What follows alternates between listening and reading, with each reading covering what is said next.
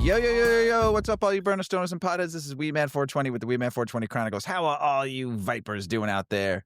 Mrs. Weedman. Mr. Weedman. How the hell are you? Fantastic. I love it. Hey, all you vipers out there in the world, hopefully you're smoking some big fat doinks while you're listening to the show. Mrs. Weedman and I are about to get normal with some pink lemonade grown by our friends over at Midwest Terps. And pink lemonade is an indica-dominant hybrid, 80% indica, 20% sativa. Strain created through crossing the purple kush, X-lemon skunk, and an unknown strain. Even with the secrecy about its exact heritage, pink lemonade is one tasty bud that's a favorite of indica lovers all over. Pink lemonade has a flavor that's just like the name suggests, sweet, sugary fruits accented by lemon candy and a touch of mild earth. The aroma is sour earth accented by sharp citrus and touch of berry fruitiness. The pink lemonade high is just as amazing as its flavor, with uplifting effects that are surprisingly cerebral given its indica dominance. The high starts with an energetic boost that leaves you feeling euphoric and slightly focused, although easily distracted at times. As mood builds, your energy may begin to wane, lulling you into a lazy, introspective state filled with dreamy visions and a heightened sense of creativity. With these effects, and its high between 17 and 22% THC level, pink lemonade is said to be perfect for treating conditions such as chronic fatigue, headache or migraines, and chronic stress. Pink lemonade buds have bright, light green, minty shaped nugs with the light orange hairs and a thick blanket of frosty golden colored crystal trichomes. The effects, creative focus and happy, may relieve depression, fatigue, fibromyalgia, gastrointestinal disorder, headaches, migraines, nausea, stress. That is a lot of relief. Mm-hmm. Flavors are berry, candy, citrus, grapefruit, lemon, and sweet. The aromas are earthy, herbal, lemon, sour, and sweet. I like to thank our friend Midwest Terps for always throwing to the cause and always hooking up with some great strains. I don't know, did we smoke this strain on the show before? I don't remember. He gave us a bunch I've of smoked it before. Yeah, I don't know if we've done it on the show. But I've had it before. Well, we saw Midwest Terps a couple weeks ago, and he gave me a couple. So if we smoked it, this is a freshie. So this is great. Oh, man. Oof. I am going to lay low on this because I want to save this for after the show, some of it to smoke before bed. So let's not try to down this one too much, but this tastes fantastic. So while I'm smoking, Miss Weedman's going to talk to you a little bit about 8decades.com, everyone. Yes. It's Christmas time. It's Christmas season. Time to get shopping. So head over to 8decades.com. That is 8 decades spelled out, EIGHT, decades.com. And there you will find the brand that we created. That is kind of a passion project. Passion project that stretches beyond our podcast. Yes. So we started with the podcast, grew into a brand, accessories. So we've got rolling trays, we have ashtrays, multi-tools, storage jars for your home-grow flower. We've got hemp clothing, all sorts of good stuff. And we also have Weedman 420 swag. Mm-hmm. So there's a link, there's a tab on the page that you can go to the Weedman 420 shop and grab some goods there as well. Yay. And you can donate to Last Prisoner Project and help free non-violent cannabis offenders that are stuck in jail when they shouldn't be. 40,000 of them. Yeah. So I'm pretty high. And, already? You smoked before the show too with your sister. I did. I'm just layering it on today. But head over at 8 Decades, check us out. And we just appreciate anyone that does go over there and checks out our goods because you're getting a good value. You're getting really good quality product. Yeah. But you're also supporting the show by doing that. And like we always say, you should support 8decades.com. We get to do a show for you every week. And we appreciate everybody out there that supports 8decades.com and supports us. And we appreciate you. Miss Weedman. Mr. Weedman. Something sentimental I need to talk about. Do it. This is our last recording in this studio. Oh, I was like, wait. That's not what we talked about. Mrs. Weedman and I are going to be moving our studio here shortly. So we will still record and get episodes out to you. We will not have our audio, our video ready for you. You'll see the cartoon that we used to do for the next probably 3 weeks, probably until January, until everything is ready. We'll try to get a video, but I don't know if it'll happen. We're going to be recording at different sites as we do this move. This is very sentimental to me. when we first started recording in this basement of studio of ours that Mrs. Weedman helped build for me, and we recorded on a little table, no video, just audio, and it was a little table with me sitting on a chair that was so low, and you sitting on a couch bench, and we recorded for 4 years like that, didn't we? Yeah. Till we redid the studio and made it look more presentable so that we were able to do video. And this is very sentimental to me. And I put Mrs. Weedman, I was like, just get a cry out. I'm like, I'm not gonna cry, but I feel it coming on. This studio means a lot to me. This is where, I started the show with Paulie, our son, Dov Boy T, and Shadi, our producer, who's been with me now for 6.5 years, and a lot of come a long way since then, and what the studio looks like now. And Mrs. Weedman designed this for us and redid it and made it look very presentable, so we could start doing video for you all, so you can all see our pretty faces. And yes, this is the new studio is going to be dope too, and the new place is going to be amazing, and everything we got coming along. This is something that Mrs. Weedman and I have been working on for the last 2.5 years, and to finally come in, our dream has finally come true. And so we're super excited for our future and the new memories we're going to build and the new podcast recordings we're going to do for everybody. And I'm looking forward for you all to see Mrs. Weedman and what she does to this new adventure that we're going on. It's going to be a big one. Yeah. And I thank you, Mrs. Weedman, for making this studio our home for many years. This home we've lived in for 26 years. You've made it beautiful, and a lot of great memories. Always more good than bad, right? I mean, you always have some bad memories too, but way more good. We've raised both of our kids. Grew up here. Yeah, we grew up here, basically. We moved in this house when we were 26, right? Yeah. And we are now 53. So it's been a minute. Yeah, so we've done a lot in our 26 years in this home, and raised both of our kids, 3 dogs, 3 birds, a hamster, a couple fish tanks, what did we get, a salamander too at one point? Yeah, a salamander. Gecko. A gecko. Yes, a gecko. A Quaker parrot for a minute. Yeah, so we've grew up in this house. We watched our kids grow up in this house, and we watched many animals come and go in this house, and many family members and friends visit and parties and stuff. So it's very sentimental. But we're super excited about our future and about our next adventure and journey. And do you have anything to say? Yeah, I'm just piggybacking off of you that it's bittersweet, The kids keep saying, "Are you guys so sad?" And we are so sad. Like, this is our lot. There's just this little box of a house has a lot of stories to tell. Mm-hmm. Like, there's been a lot of life here, and so in that way, it becomes sad. Yes, but in a very happy way, it's also a lot of joys and good things that we can look back upon. Oh, yeah. So, and we're going to have a really fun time building the next leg of our life and the next dream, chapter. The 20-year dream. Finally. This really is a long time coming. Yeah, 20 years of this dream that we've had. And the last 2.5 years. No, really like 3 years. We've been serious. We got to make this happen. Yeah. And seriously wanting to build something for us, but also for you all. The next step to this plan that we've been talking about is not just only for us. No. It's a plan for you burner stoners and potheads, and especially all you vipers out there. You're going to enjoy what we have coming in the next couple of years just as much as we're going to enjoy this. And stay tuned because we have plenty of things. Go to 8 Decades on Instagram.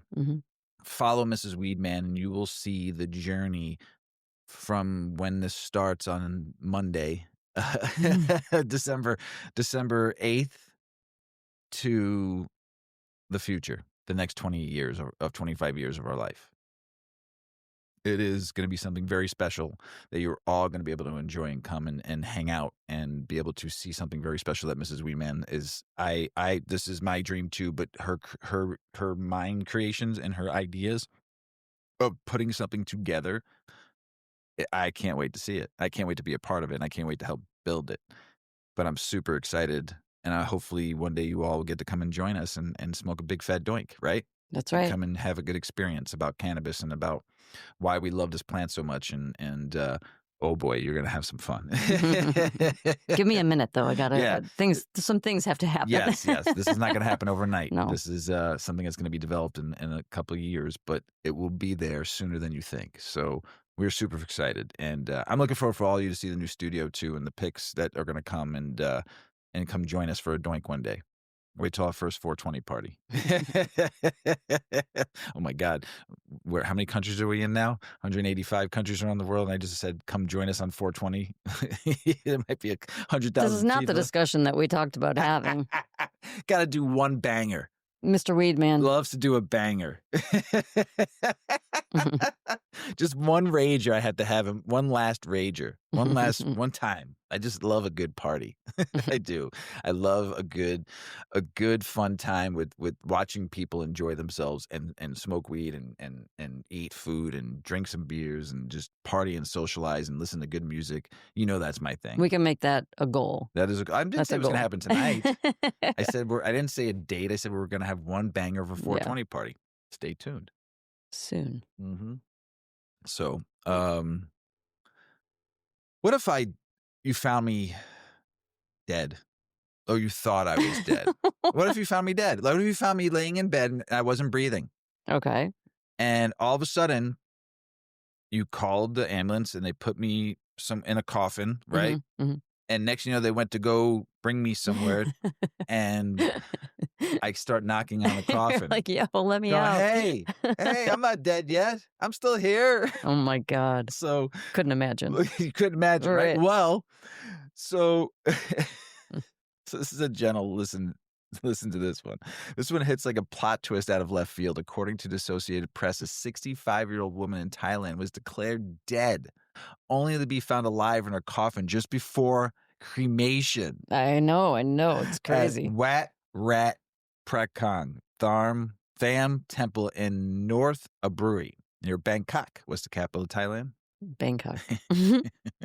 Here's how it went down. The woman had been bedridden for roughly 2 years, and her brother said she appeared to stop breathing a couple days earlier. He transported her in a coffin nearly 300 miles to a Bangkok hospital, hoping to honor her wish to donate organs. The hospital refused. No official death certificate. Then they drove on to the temple for cremation. Also turned away because of missing paperwork. But just as the staff at the temple was preparing the cremation, someone heard a faint knock from inside the coffin. That stopped everybody. They opened it and she went, rah! No, she didn't. She's been bedridden for 2 years. I don't think And they saw her arms and head moving and eyes shifting. She was alive. Oh my She gosh. was alive. It's alive. They rushed her to the nearby hospital, and the temple has reportedly offered to cover her medical expenses. That is a crazy mind bender, right? Could there. you imagine? Life and death almost flipped over in a heartbeat. I wonder what she thought, like when she came to, and she's like in a box, and she's like, "Oh, okay, get out." Just, Mrs. Weedman, please double check me before you throw me on the ground, all right? Or in the crematorium. We'll see. Just give me a knock on the old noggin and see if I'm awake. A knock on the noggin. Well, they waited 2 days for this lady. If she wasn't breathing, how was she alive? That's a mystery, a modern mystery. I mean, they got to figure that out first. Isn't that something to wonder about? I don't know. Midwest Terps, baby. Oh, pink lemonade. I've got some our Vegas candy from Midwest Terps that could pick us back up. Give me a minute here. Mm-hmm. I'm gonna get it just so we've got it. Just so we got it. All right. You ready to get the show started? All right, let's do this. All right, folks. MJBizCon 2025 is upon us. When you probably hear this episode, it might already be over, but we'll try to get this out by Wednesday night or Thursday, so you can understand what MJBizCon is about if you've never been, or if you've always wanted to go, or if you've gone, or you're going there. So smoke it up when you get there, and sit back and let's dig into what MJBizCon 2025 is bringing, and why you're in the game. You might want to pay attention a little bit. First off, MJBizCon is locked in from today, December 2nd, to the 5th, 2025 in Las Vegas. If you're new to this kind of thing, it's basically the world's biggest B2B cannabis and hemp expo. Education sessions, expo floors packed with vendors, networking events, and a lot more. You're in Vegas, baby. What to catch from MJBizCon, and also a couple different articles that I read that I put this together. So to give you a little kind of things you want to, some tips and tricks, what you want to catch, what to do. So, the sessions and tracks that matter, because MJBizCon crams hundreds of sessions in a few days, overlapping often. You got to pick and choose wisely. Here's the lineup broken down by who you are or what you're after. If you're a cultivator or vertically integrated operator, cultivating success, building and scaling a profitable grow, practical operational advice on scaling production, improving efficiency, and building a solid cultivation business. AI powered cultivation, real world applications, automation, predictive analytics, environmental controls, next gen grow room tech. Growing responsibly, exploring sustainable cultivation models, sustainability, resources, efficiency, cost control, under regulated pressure. If you're investing, funding, or involved in capital finance, what does the future hold for cannabis capital? Macro look at capital markets, fundraising trends, investors' sentiment heading into 2026. High returns on high visibility. Lessons from award-winning marketing campaigns. What makes brand value pop? How marketing shapes valuations. Bridging the boardroom gap. Authentic brand building for modern consumers. Aligning brand identity plus consumer control or culture. Business strategy for long-term growth. If you're on the retail side, bud tenders, dispensary staff, or ops managers, the same marketing and branding focus sessions are above or gold. Helps you understand what customers gravitate toward and what drives retail traffic. Plus stuff around supply chain transparency and automation to help with inventory product flow compliance. If you're new to the cannabis business, exploring entry. Don't skip launching legally, licensing, compliance, and getting started. It's part of a pre-show heavy hitter track that gives you a foundation in compliance, regulation, and what to expect entering the space. Also, cultivating success. Great for first look at how cannabis grows from seed to product and what kind of resources and planning it takes. If you're a seasoned exec, operator, or looking to stay ahead long term, mix of cultivation, scale sessions, supply chain and automation content, plus bridging the boardroom gap. That exec level, view on brand identity, plus consumer behavior, growth strategy.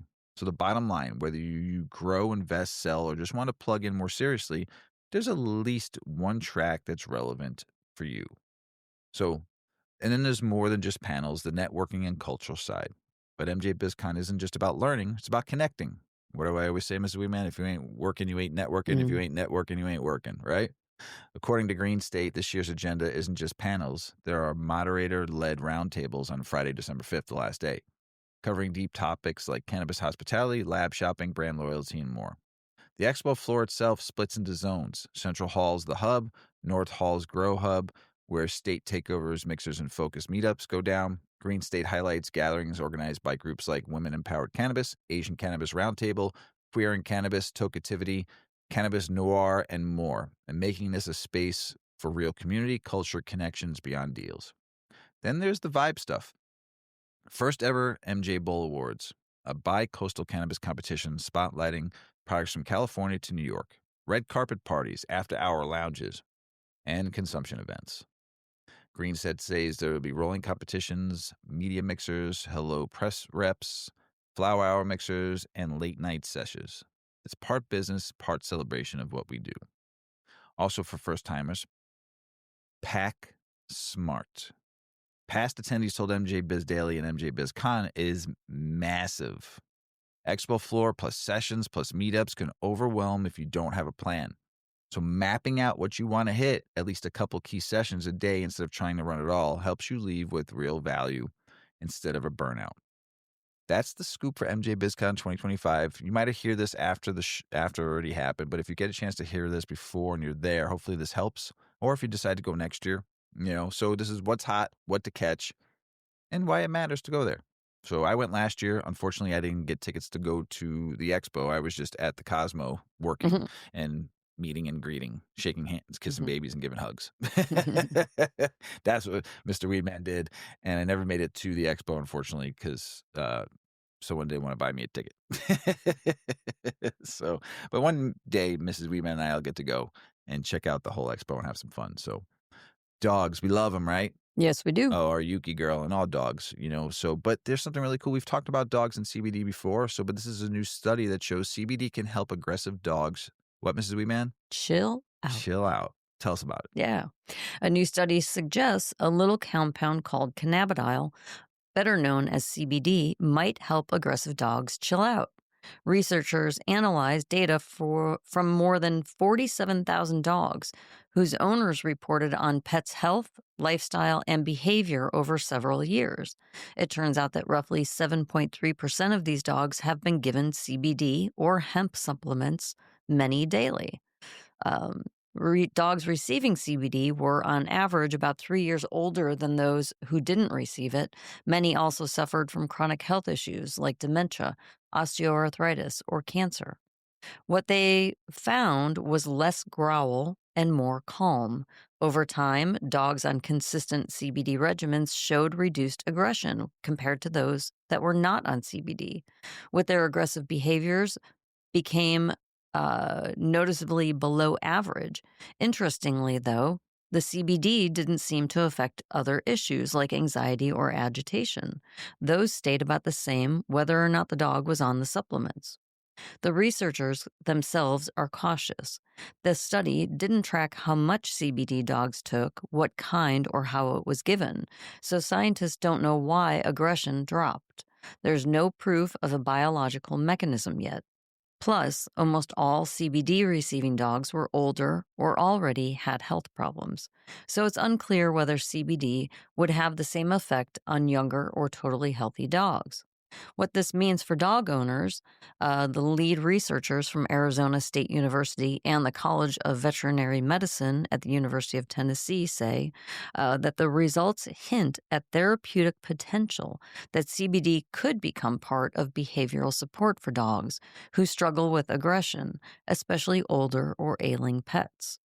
That said, because so many details remain unknown, like dosage, type, long-term effects, this isn't a green light for pet owners to start dosing willy-nilly. It's a first step, but a promising one. CBD may offer real benefits in reducing aggression in dogs, especially older, health-challenged pups. But it's not a guaranteed fix, and there's still a lot that we don't know. So if you're thinking about running this by your vet, I'd say it's a conversation worth having. Mm-hmm. Yeah. We love our doggies. Yeah, it is confusing, though, again, because of the difference of CBD and THC. Yep. And THC is, for most dogs can't tolerate it, but the THC can be very helpful for dogs. Yep. The THC can make them like paranoid and sketchy, and it messes with their heart rate a little too much. So it can be not great for your dog. Yeah. Be careful It's with that. not safe. Yes. But for them to have CBD is very helpful. Yeah, So absolutely. it'll be cool to see advancements in those studies. Yeah. I'm really baked. Ooh, I was just about to say, Like language is a struggle. melting, like this is definitely like I could just this is definitely go like I lay want to go lay in down. bed under Yeah. some covers in this like 10-degree weather we're having in Chicago right now. I want to go lay in the bed under covers with you and keep warm. It is Midwest Super Terps. chill. I will take a pound of this, please. Yeah, anytime. Just I can't smoke it on the show though, because I'm just like now I'm just like. Would you like some of this to counteract No, it? not yet, not yet. Tell me when. I will probably like when we get towards like political news. And you'll pick me up. Yeah, I've talked about the mirroring between the cannabis industry and craft beer industry multiple times on this show, right? I mean, Yes.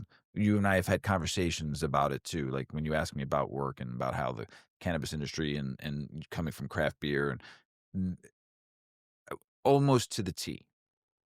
There's a couple things I could say that the craft beer industry did that the cannabis industry is not doing. But I'll save that because it's a rant. So we'll just wait on that. I ranted enough on the last episode, so hopefully I didn't offend anybody on that last one because that was a good Mrs. Weedman and Mr. Weedman rant, wasn't it? the last episode. So, but here it is. From craft to scale, what cannabis can learn from the craft beer revolution. All right. Don't smoke the pink lemonade right now, but just lean back and get your favorite weed. We're diving into a piece of the Cannabis Industry Journal, From Craft to Scale, When Cannabis Can Learn from Craft Beer Revolution. This one is all about parallels between beer brewing history and where cannabis is headed. And there's lessons there for growers, brand builders, anyone serious about this plant. So here's the setup. Craft beer used to be small, hands-on, almost artisanal. Homebrewers after hours, small batches, hand-bottled, local distribution. But then explosion. Brands like Sierra Nevada, New Belgium, Bell's Brewery, Lagunitas, Firestone Walker. I could just keep on going for days. They had to decide: stay small and maybe collapse under demand, or adapt. They chose to adapt by introducing automated canning, precision fermentation, bigger tanks, better temperature control. They kept the quality and character, but scaled production. That shift from passion and hustle to process plus consistency is where cannabis is right now. In the early days, many cannabis operators were small, hand-trimmed flower, small grow rooms, artisanal runs, real love in every batch. But with the market now more crowded, more regulated, prices down, replicating that craft feel while meeting demand and regulations is the real test. Why automation and process matters. In beer, the move to automation wasn't about losing the soul. It was about making sure the beer you love on a Tuesday tastes the same on a Friday, on shelf, on tap. That was a big thing when I worked in the craft beer industry. Lagunitas got to the point where the recipe was so on point that you can have a beer in California, New York, Chicago, Japan, London, Mexico, wherever they launched overseas, it tasted the same. Especially if it was stored correctly and it never changed. I've drank it in the UK and I've drank it all over the country. I think I've drank it on a cruise ship somewhere. I think I drank Canadian that someone bought down that I tried. The Lagunitas IPA always tasted the same. And that's how the macro breweries did it too. When they got it to the point where you can go anywhere around the world and have a Miller Lite, it tastes like a Miller Lite, like you would have it here or over there. So this is where automation, some with cannabis, when you start using pre-roll machines, quality control cameras, standardized packaging, even environment controls to manage moisture and terpene retention. It's not cheap, but it keeps the product consistent, reliable, and safe. For cannabis brands wanting long-term success, consistency becomes a kind of a promise. Because whether it's edibles, pre-rolls, flower, or extracts, customers expect the same burn or buzz, same flower or effect every time. If you deliver that, trust grows. If you don't, you lose. Also, when routine stuff is automated, it frees up your people to do the creative or delicate work. Strain development, terpene profiling, cultivar experiments, better packaging, or brand story development. It can actually give more room for craftsmanship rather than less. The pitfalls, what not to screw up. And this is the most important. There's a lesson from beer about what happens when profit chasing overtakes integrity. Some craft beer brands burned out when big money rushed in, and they started prioritizing shelf space and volume over quality and consistency. The brewery I worked for. For cannabis, that's a real risk. If companies scale too fast, chase maximum yield instead of good terpene and cannabinoid profiles, you wind up with mediocre mids wearing the craft labels.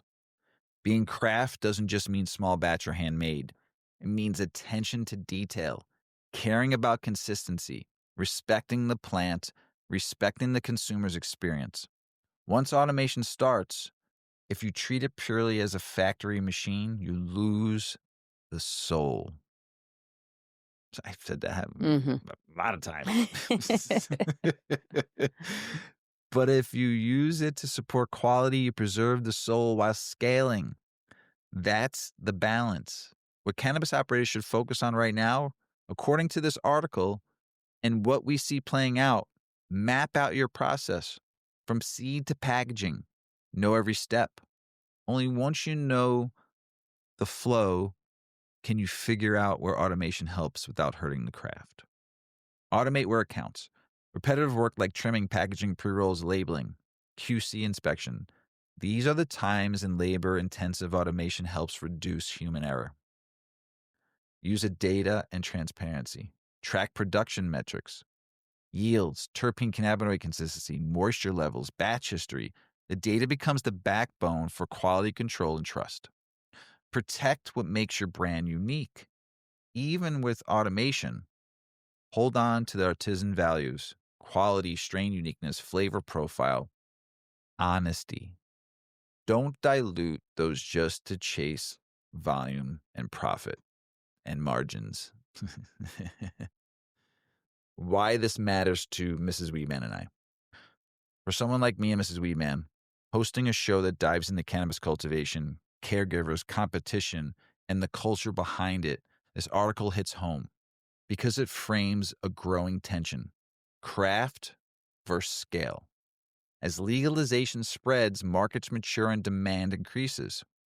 We're at the crossroads, everyone. There's room for small batch cultivars like Midwest Terps, Ralph Wiley, Big Earl, Igneous, Goat Genetics, and many more out there. And many more to show the real craft values, but only if they stay smart and stay true. There's a chance to champion automation and consistency, especially for folks trying to scale responsibly without losing quality. And then there's importance in preserving the plant's story. Strain lineage, terpene profiles, the grow style, craft heritage, even as the business gets bigger. For listeners and consumers, it's a call to stay discerning.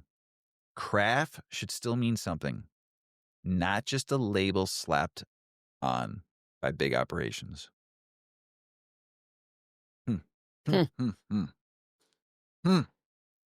Oh.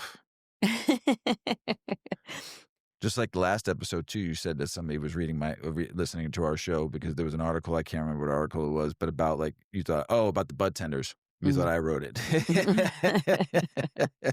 But I'm glad that people are talking about this, you know, and like I said, I summarize a lot of these articles. So, I mean, I just take the facts and then kind of turn it into my brain of thought. But that article hit home for me because not only just because I was in the craft beer and from 2012 to 2020, you know, I was in craft beer for a very long time and saw the rise. I saw the shakeup. I saw the fall. I was a part of it, you know, and I see being in cannabis on the traditional market side for a very long time and then being into the legal market now for almost 6 years. I see it. It just happened way quicker. So fast. Like half the time. Oh my, half. A quarter of the time. Jeez. I mean, the West Coast was a little different because they've been around a little bit longer, but I mean, but in the Midwest and the East Coast, boy, oh boy. Jeez, like those lightning. West Coast values really fuck some shit up. Yeah. Because you brought it here and just like, because you're already diving a nose deep in the shit. But now it came here. Those values, those way you do things came to the Midwest, now going to the East Coast, fucked a lot of shit up. I mean, this is a business to make a good living. I've said this multiple fucking times. This isn't a business to make billions of dollars. This is a business for everyone to make money, and now no one's making money. It's just like, and everyone says it's a race to the bottom, price compression. We all did it to ourselves. We did. We fucked it up. And there's no going back. You need a hard correction to like really, really fix what's broken right now. And there's probably a lot of people that listen and be like, what the fuck's broken? It's broken. You brought all these C-suite people in it from all these other corporations that knew nothing about cannabis in the plant. I'm not saying they didn't know how to do business. But that business, that model, the grocery store model, the liquor store model, the CPG packaging model of business that's been going on for years is just a shitty fucking way to do business. I hate it. I hate going into a store and everything is a sale. Well, it's backfiring. Big times. I've said this so many times on the That's show. why we have the problems we have. Right. There was no selective purchasing. All of the stores became the same stores to some degree. Yeah. There was no way to build consumer loyalty because you wouldn't go to a particular store to get particular products because you could just go anywhere.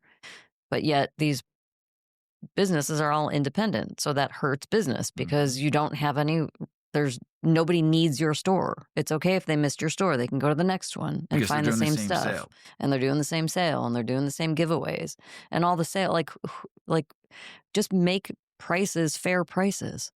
Everyday regular price. Every day, forget all these sales all the Everybody time. stays in good business. Yeah. Everybody makes like the good grocery money. store, you have to buy 3 of something to get a sale price. I don't want 3. Right. I just want 1. Right. I don't want 3. I don't need 3. Right. It goes bad.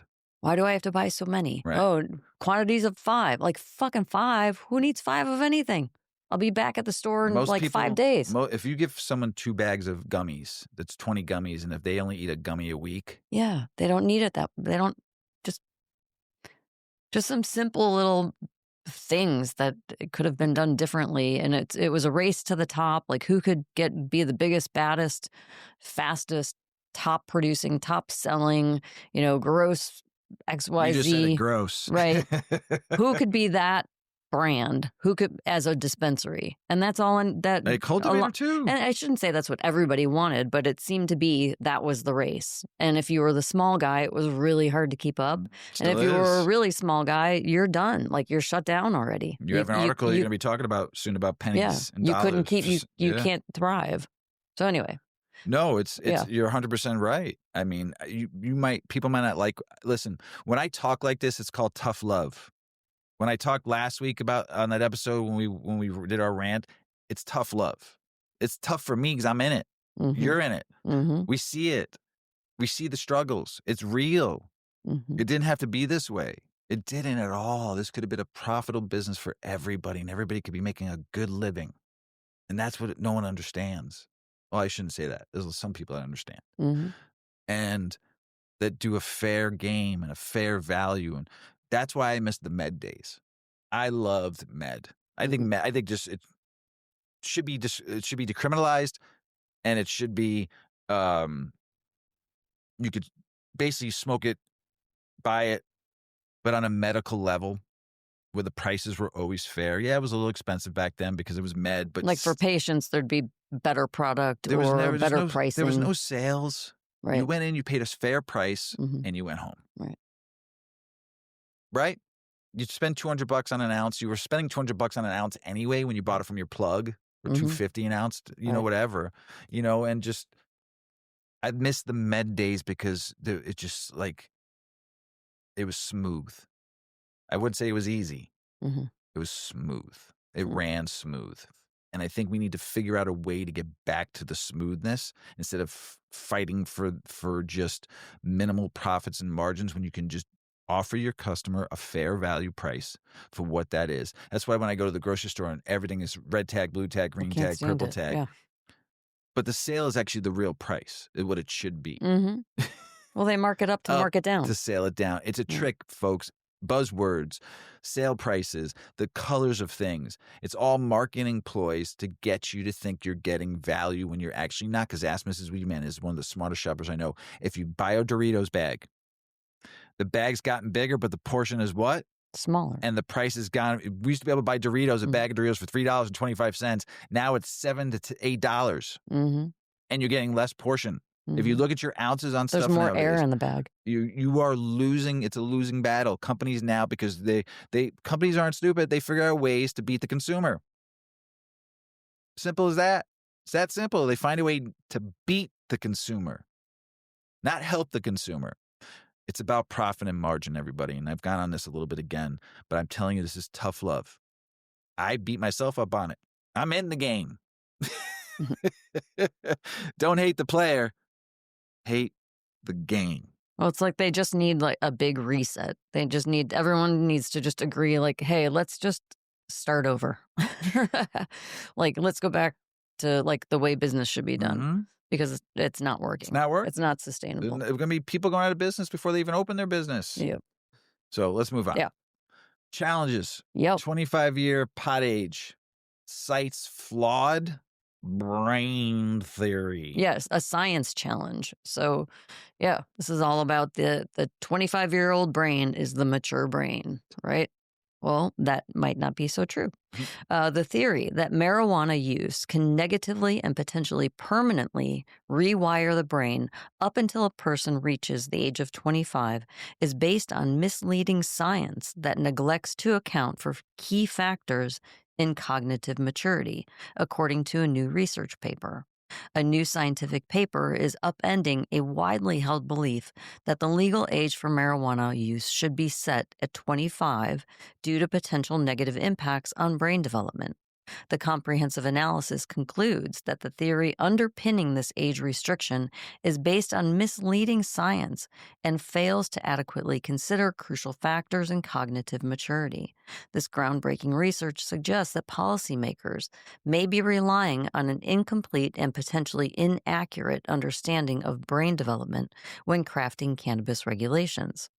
The prevailing notion driving legislative efforts to raise the legal cannabis age to 25 stems from the idea that the brain is still undergoing significant development, particularly in the prefrontal cortex, the region responsible for decision-making and impulse control until that age.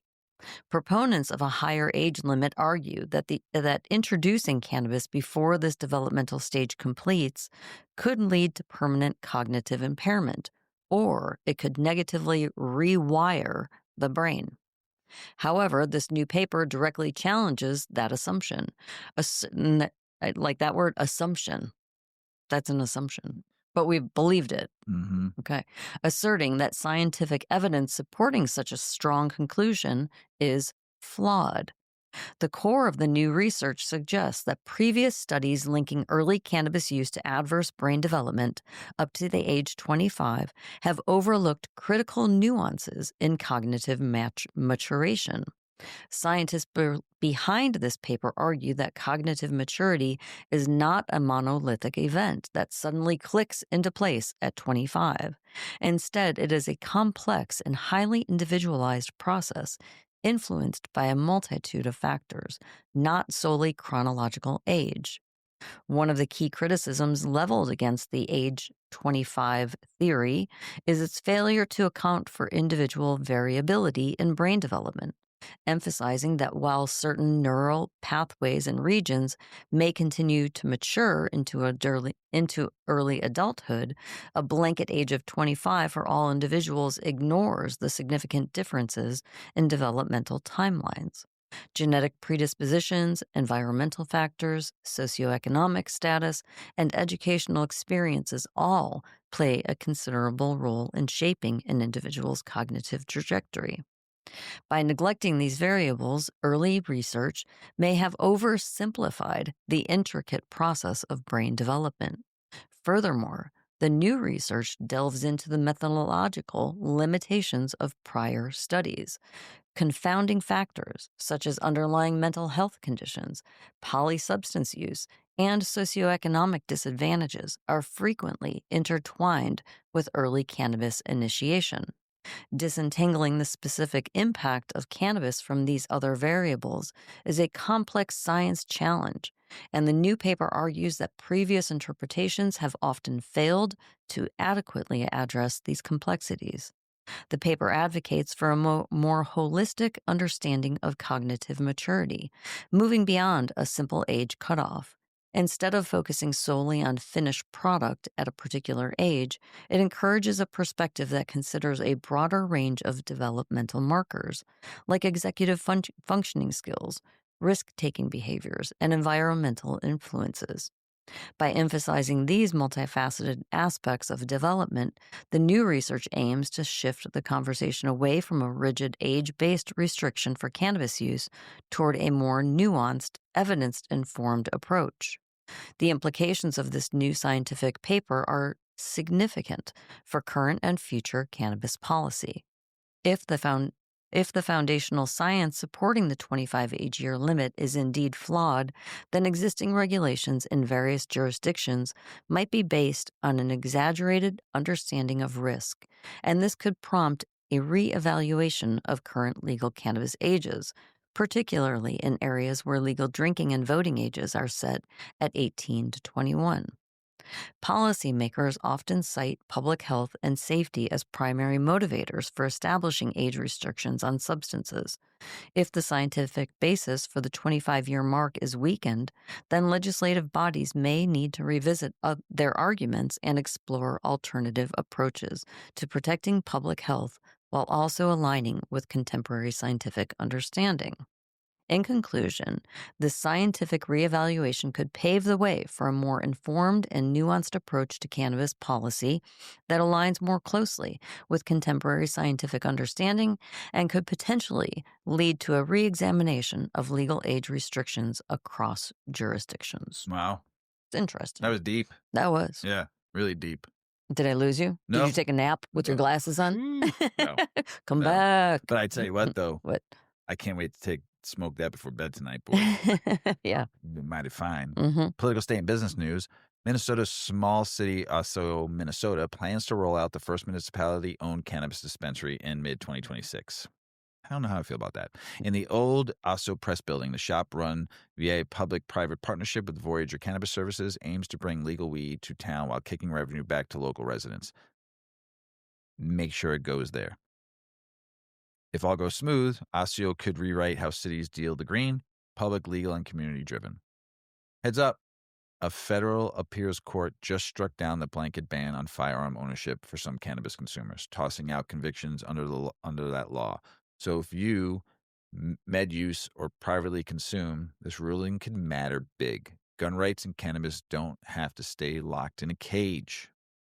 Hawaii Department of Health just finalized new medical cannabis rules, letting dispensaries sell dry herb vaporizers, grinders, rolling papers, and other paraphernalia. Again, medical patients will now have more gear options, not just oil or edibles, making access way more user-friendly. So for our island friends, good move towards choice and normalizing the ritual. Good vibes. Hemp and marijuana businesses are ditching the turf war. Leaders from both camps have been quietly meeting, part of what they call the commission, and they're actually finding ground.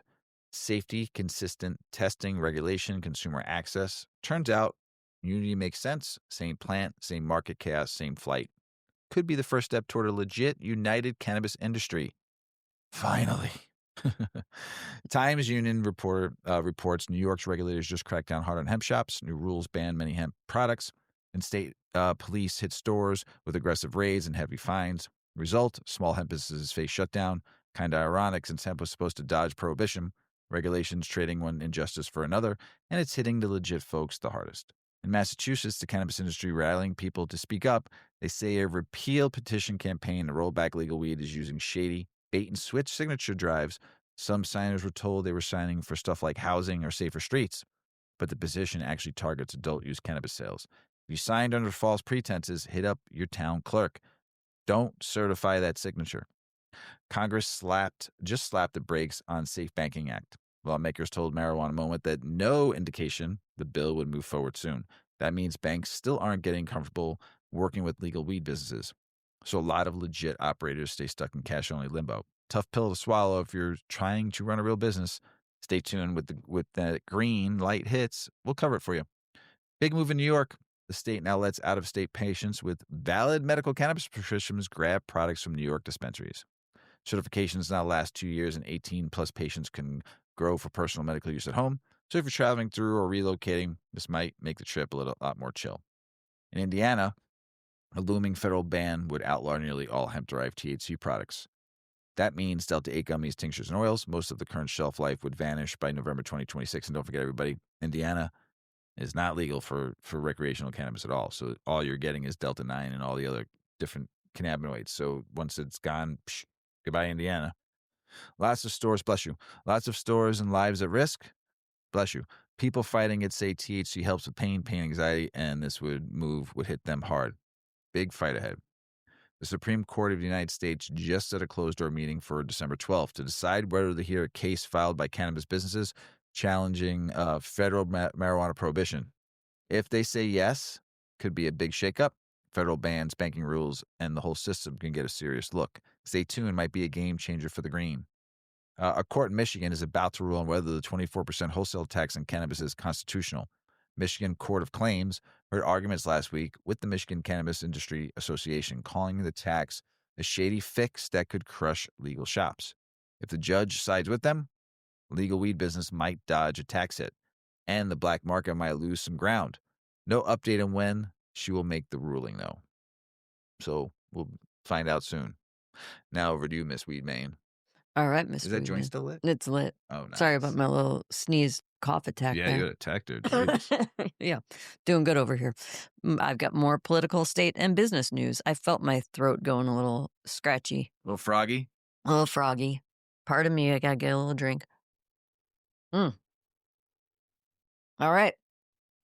Moving on, some Democratic lawmakers in Congress are pushing back hard against a creeping federal ban on hemp-derived THC products, calling it a massive threat to small hemp businesses and jobs nationwide. They argue states like Minnesota already built strong rules in testing, age limits, labeling, so a blanket ban would just gut legit hemp, push people back to the black market, and kill livelihoods. This fight is not over yet. Good news in Tennessee, hemp retailers struck a deal with the state. For now, they're allowed to keep selling hemp-derived THC products, even though a ban hits January 1st of 2026. If their license was issued before December 31st of 2025, they're clear until June 30th of 2026. So it's business as usual with a little breathing room before shit potentially hits the fan.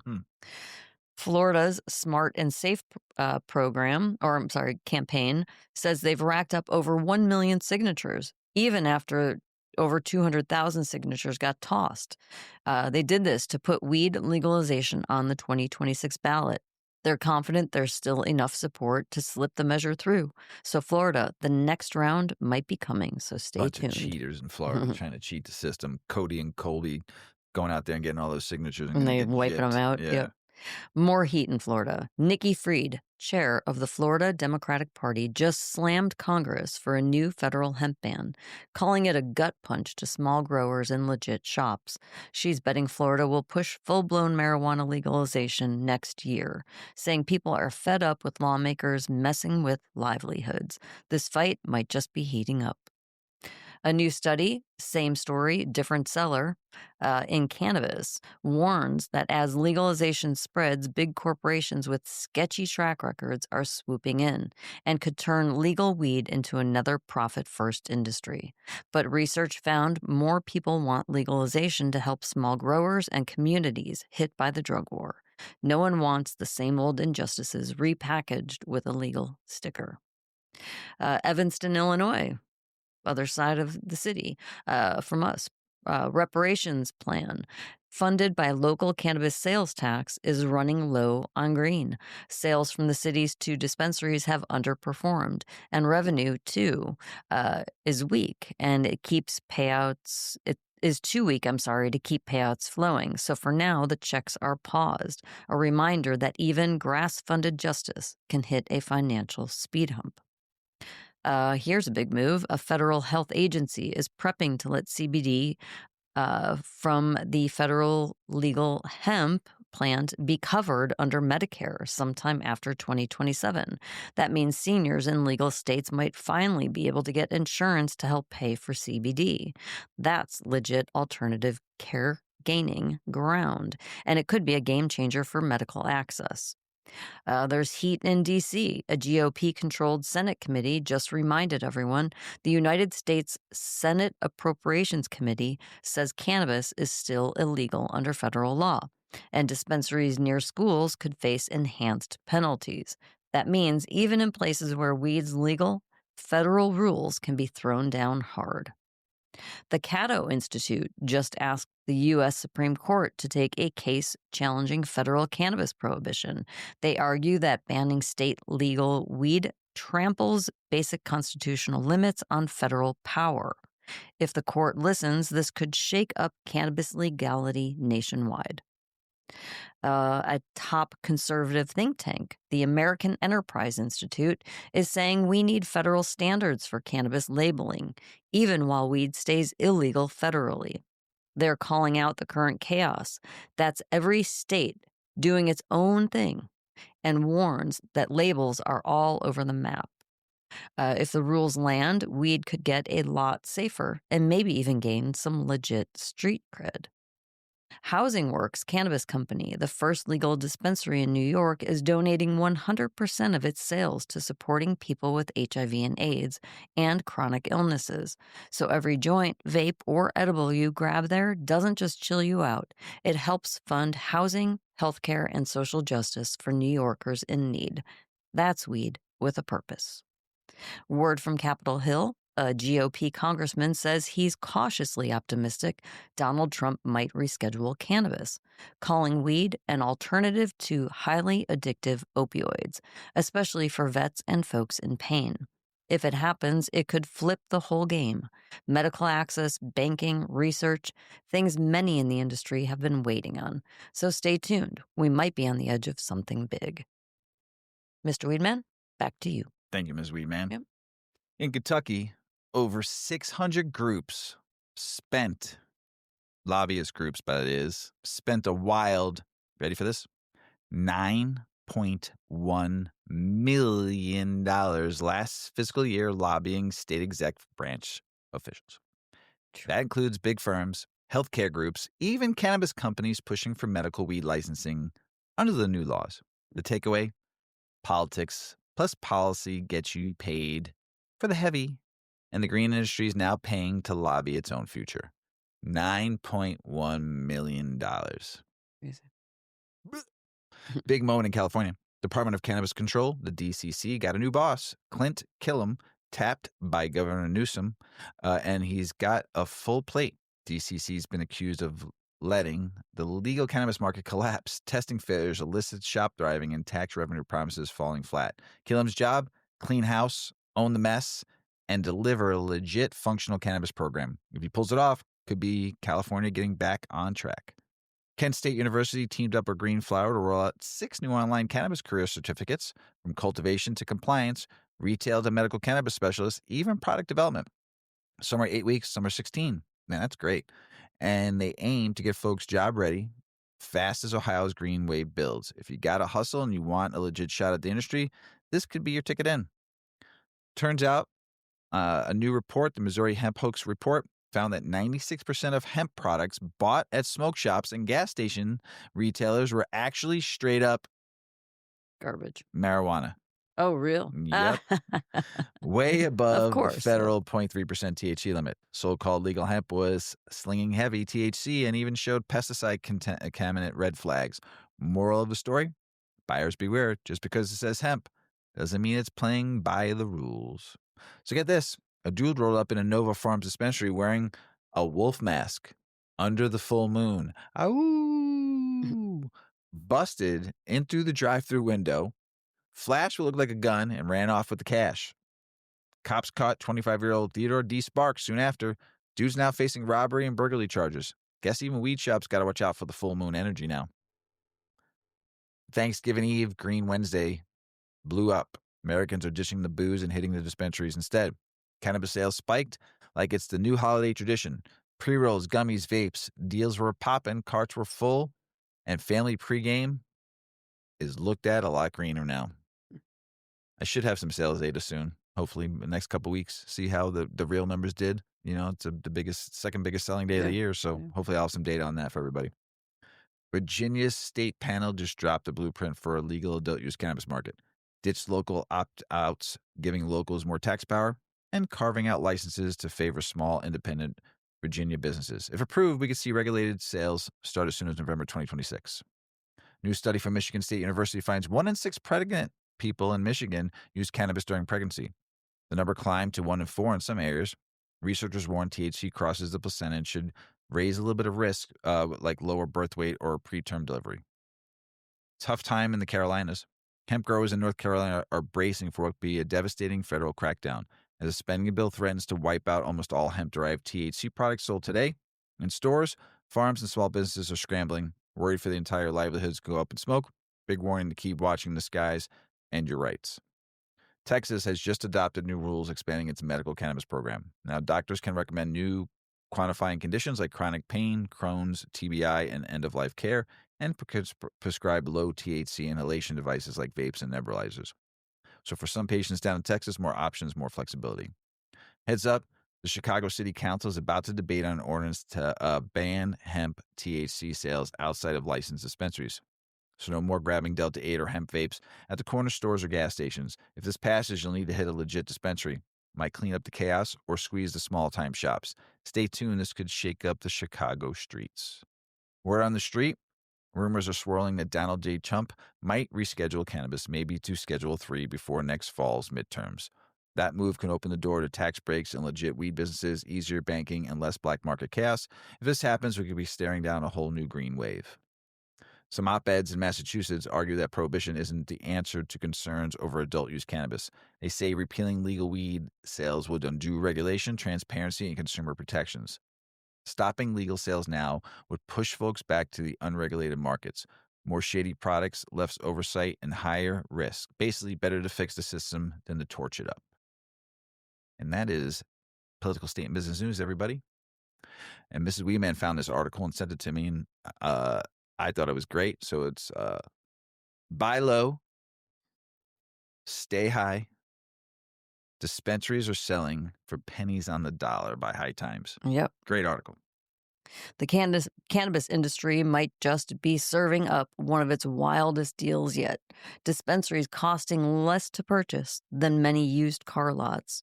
If you've ever thought about owning a dispensary, 2025 might be the time to act. For years, getting into cannabis retail meant deep pockets, paying millions for licenses, real estate, plus legal and permitting fees. But the game has changed. According to the article, a sell-off wave is reshaping the industry. Fully operational dispensaries are now going for prices more akin to small single-family homes than big retail investments. In some states, you can buy a ready-to-go dispensary for under $500,000, which seems like a lot, but not compared to what they spent opening their places up and maintaining them. Even reportedly legit dispensaries that are turnkey, licenses, staff relationships, retail operations in place, are being listed for what many would consider bargain prices. For instance, an adult use store in California listed for $250,000, but it's on pace for $1.5 million in annual revenue. What's the net, right? And then there's a retail and delivery dispensary in Los Angeles going for $349,000, projected to hit $700,000 in sales for 2025. And these aren't the fringe backyard operations. These are legit regulated businesses. So who's buying and why the sudden drop in prices? The buyer pool has changed. According to one industry broker quoted in the article, 25 to 30% of transactions this year involve people buying their very first cannabis business. They are buying coming from many different backgrounds. There's these different categories they're putting into flippers, and those are folks buying distressed or underperforming dispensaries to rebrand and sell. And then there's fixers, operators confident that they can turn struggling shops into profitable ones. And there's newcomers who believe in the future of cannabis, with some banking on potential federal legalization or policy shifts that could lift their valuations. The industry has opened up socially, financially, and practically to people who couldn't have dreamed of it a few years ago. There's a few reasons behind the sharp drop in valuations. There's market saturation and competition. As more dispensaries opened, supply outpaced demand in many regions. Owners who bought early felt pressure from newer entrants with lower overhead. There's burnout and regulatory fatigue. Cannabis remains heavily regulated. Licensing, compliance, taxes, record keeping. Many older operators are reportedly just burned out after years of red tape. There's financial and operational losses. Many of the listed dispensaries are either just breaking even or losing money. So owners are willing to just sell at a steep loss just to get out. Essentially, supply for buyers is high and seller patience is low, which has driven prices down. If you have capital and you're willing to work the numbers, this could be one of the most accessible moments ever to enter the dispensary business. Buying used dispensaries could offer a shortcut compared to starting from scratch. For small market operators, fixers, or entrepreneurs willing to invest sweat equity, there's potential upside. A business listed cheaply now could become profitable if you manage costs, improve operations, and navigate regulations. That said, it's not a guaranteed jackpot. Many dispensaries on sale are struggling, and success will likely require business savvy, operational skill, and a long term view rather than a quick flip. So, as of late 2025, the cannabis retail world is in a slump. But for buyers, it might be a golden entry point. If you know what you're doing and you're willing to learn, this could be your shot.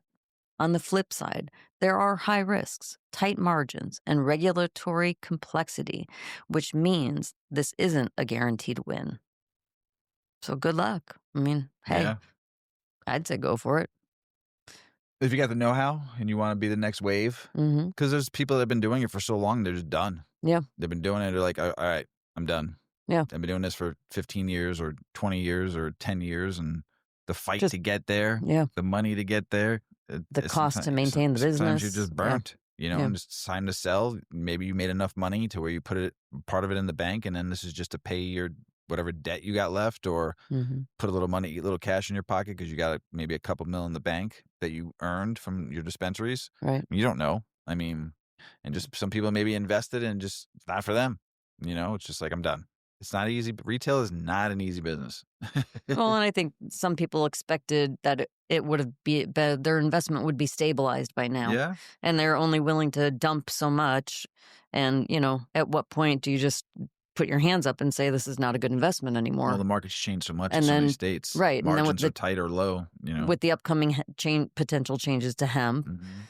the fact that like federal legalization isn't on the radar, it is on the radar, it's not. It's like, yeah. Dangling the So tree. how long, like for some of these people, they've got millions of dollars invested in one business and it's not producing. Right. At some point, you're just like, I'm kind of done. I'm burnt. Yeah.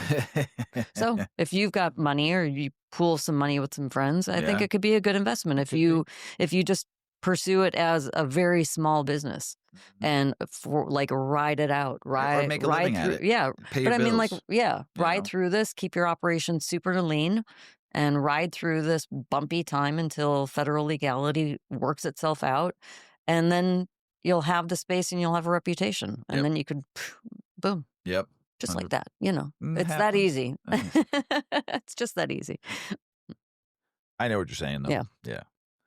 International news. Canada's governments have pulled in over $5.4 billion in cannabis tax revenue since legalization in 2018. About $1.2 billion federally, $4.2 billion to provinces. Ontario raked in $1.5 billion alone.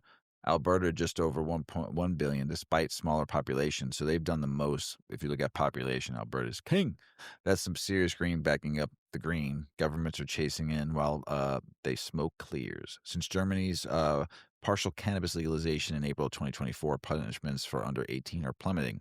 Youth drug convictions dropped over 61% last year.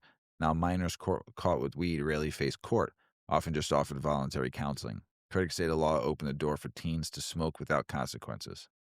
Turns out, one big decision, keeping cannabis federally illegal and blocking exports is costing the U.S. up to $10 billion a year.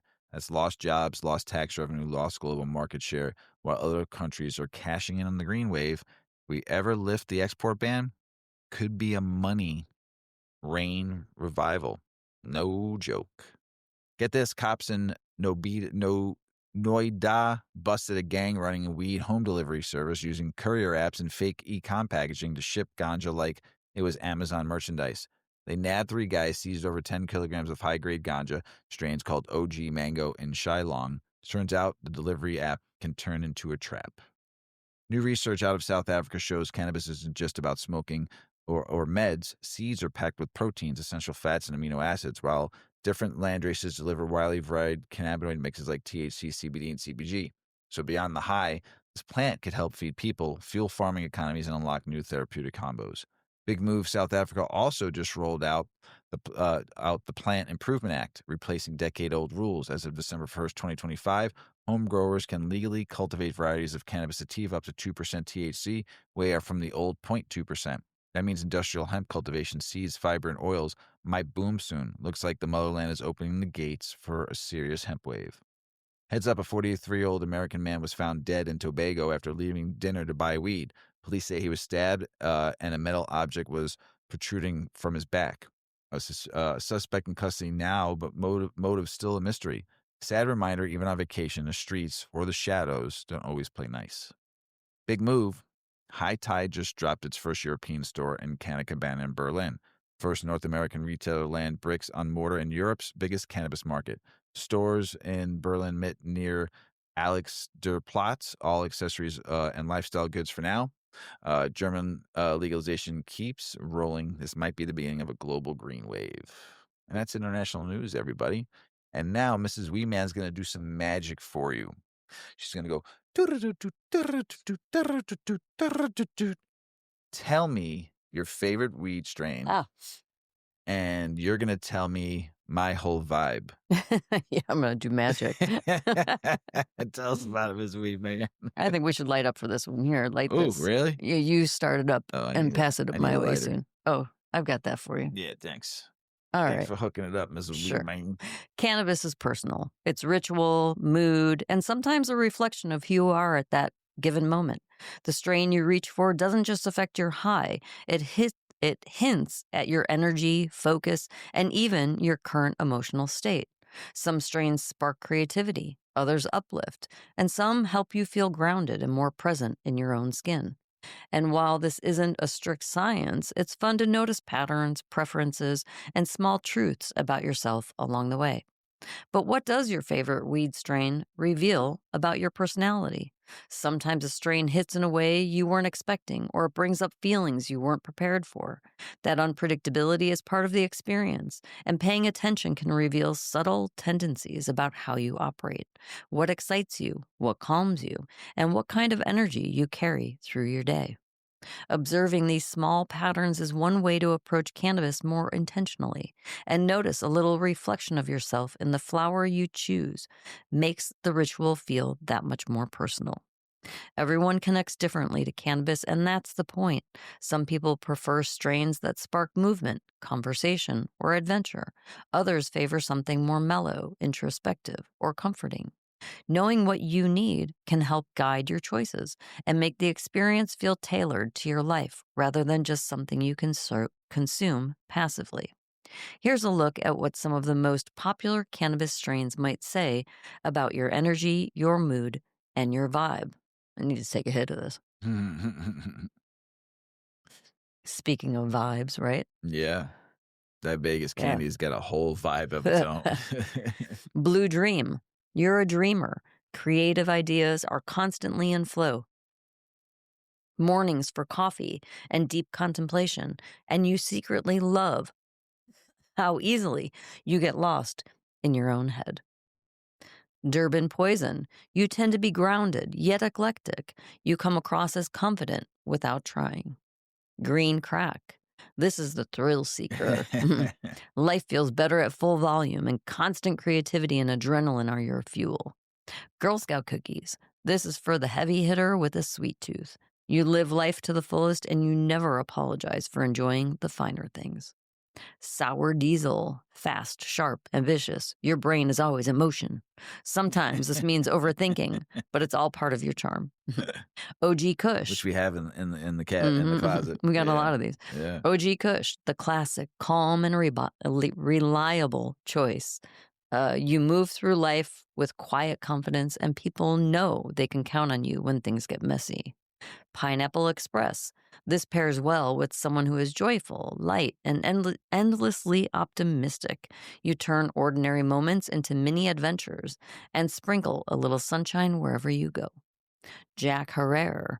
Learning is your sport. Ideas are your playground, and people are fascinated by your brain. Wedding Cake. You enjoy life fully, and your presence is warm, approachable, and a little luxe. Northern lights. Calm, serene, introspective.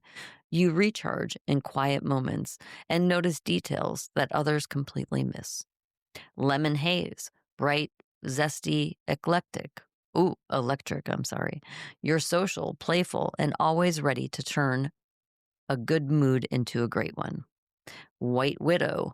This one is both balanced and classic. You know how to pace yourself and enjoy life without overextending yourself. Blueberry Muffin. Calm, nostalgic, and super comforting. You like your highs mellow, reflective, and a little sweet. You prefer savoring moments to rushing through them. Your go-to strain is just one small reflection of how you move through the world. As your moods, needs, and seasons shift, your preferences will too, and that evolution is part of the fun. Cannabis has never been about fitting into a category. It's about noticing what resonates and letting your experience meet you where you are. Oh, Yeah. we've smoked a lot of those. You know, we always talk about, or like, you'll experience a super fun moment with weed and you're like, I got to write this strain down and not forget it. And then you forget to write it down. Yep. Yeah. There's like a whole bunch of strains that are so perfect for me. And it's like on my to-do list is to actually write these things down. We have I our know note. we've got like a Put note. them in there, but you never go in there and put notes in there. I just put the name of the Because I strain get in. stoned and then I'm like, Yeah. this is great. And then I'm too stoned to go and We tried. It lasted a little bit. You go in. Well, you go in every once in a while. God. Yeah. So I hope everybody in the Midwest is staying warm out Yeah, there. it's freaking cold. Oh, yeah. It's like 14 degrees with the wind chill. I think it's like 20 degrees outside. We went from beautiful weather on a Friday. Yes. Right? Yeah. The Friday after Thanksgiving. Yeah. It was we were gorgeous out in the yard. Yeah, doing yard like work. light jackets on, Yeah. doing yard work. And all of a sudden, Saturday to today has just been Like absolute the dookie. tundra, the Just Arctic dookie. tundra. It's November. Rolled in. We haven't had winter like this in a November. This is like hard. This is like January. End of January. Yeah. Frickin' Yeah, this is nasty January weather, early February weather. This is the weather you don't like. Yeah. This is the Mrs. Weedman hated weather.